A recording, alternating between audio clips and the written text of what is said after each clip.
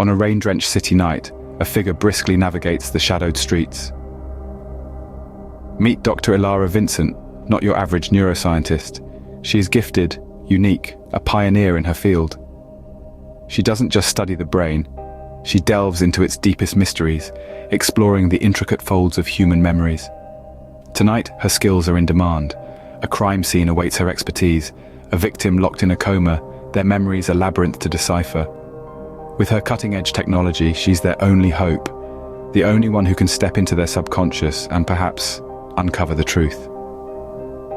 As she enters the victim's memory, an eerie sensation washes over her. Among the chaos and confusion, an image emerges, a reflection of herself, an impossibility, a paradox that makes her blood run cold. Is it a mere glitch or something more sinister? A fleeting image of herself appears in the victim's memory, an impossibility that sends a chill down her spine. In the confines of her lab, Ilara prepares to dive into the victim's chaotic memory.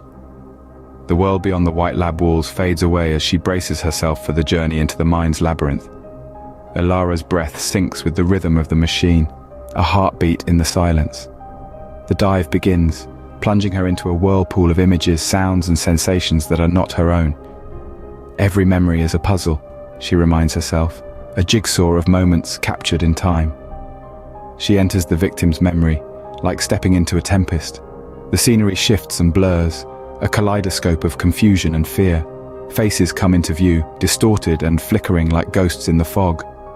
There's a shadow, an attacker moving with predatory grace. Focus, she commands herself, trying to steady the churning sea of recollections. But the shadow remains elusive, slipping through her grasp, and the memory severs abruptly.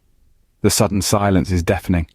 Ilara is left floating in a void, the echoes of the victim's terror still ringing in her ears. What happened? She wonders, her mind racing to make sense of the fragmented scenes. Then, in the shattered mirror of the victim's memory, a reflection stares back at her. It's her own face, but it can't be. She was never there, never part of the crime scene.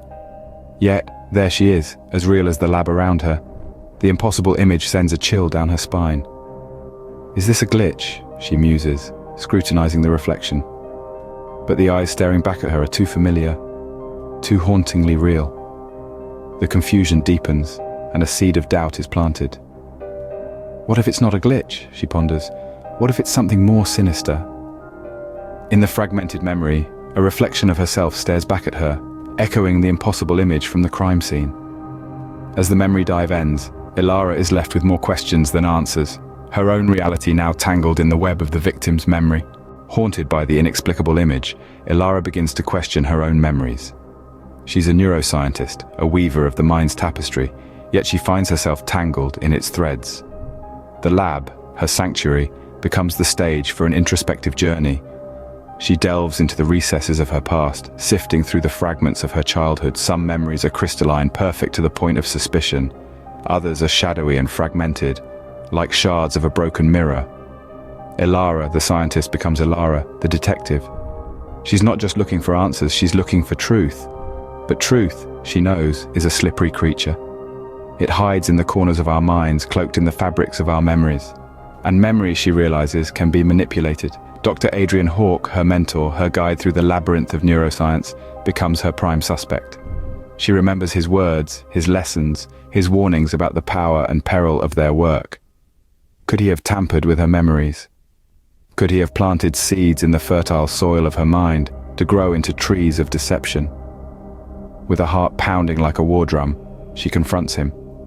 The accusation hangs in the air, a dark cloud in the sterile light of the lab. Adrian denies it, his words a dance of deflection, but within his denial she hears a hint.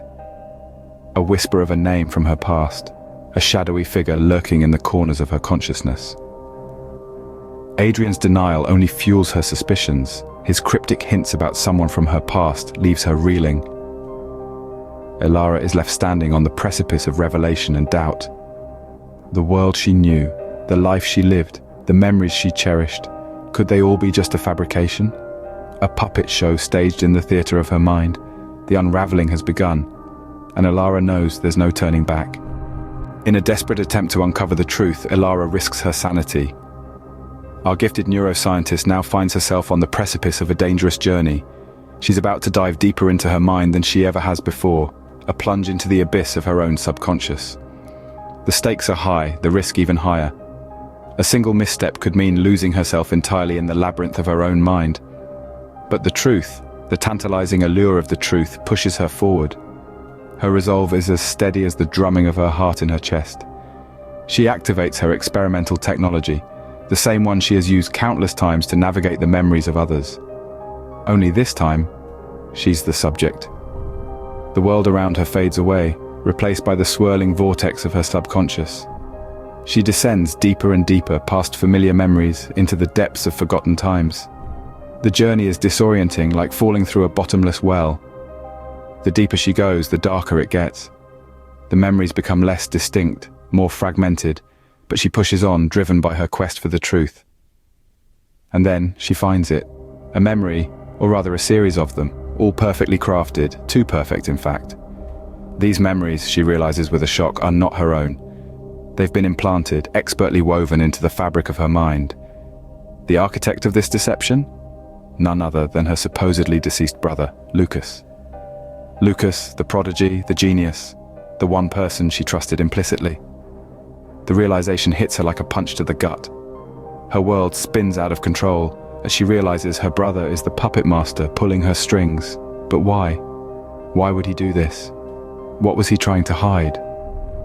The answers to these questions remain elusive. But one thing is certain: Ilara's world will never be the same again. As she ascends back to consciousness, she's left with a chilling thought. If her memories can be manipulated so easily, can she ever truly trust herself again? Her world spins out of control as she realizes her brother is the puppet master pulling her strings. In an abandoned warehouse, Ilara confronts the ghost of her past. It's a moment of reckoning, a moment of truth. The shadows of her past take form as her supposedly deceased brother, Lucas, steps out of the darkness. Lucas, once a beloved figure in Ilara's life, now looms like a spectre, his presence both familiar and unsettling. "I faked my death," he admits, his voice echoing in the cavernous space. He reveals the existence of a sinister syndicate, a shadowy group that sought to misuse their groundbreaking memory technology for criminal purposes. "I had to disappear, Ilara," he insists, as if trying to justify his actions. But Lucas's revelations don't end there.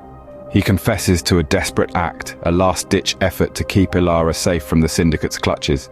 "I had to protect you, Ilara," he says, his voice heavy with regret. "I trapped you in a constructed memory, a safe haven, a refuge from the syndicate's reach."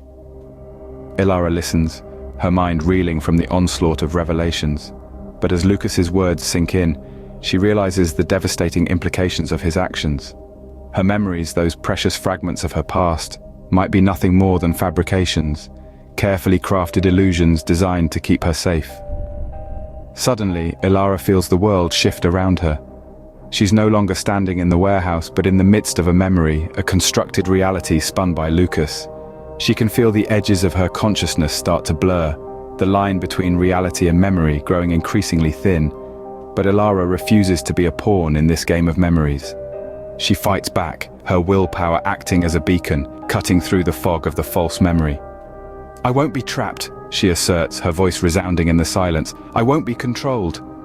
In a fierce mental struggle, Ilara fights to distinguish reality from the false memory.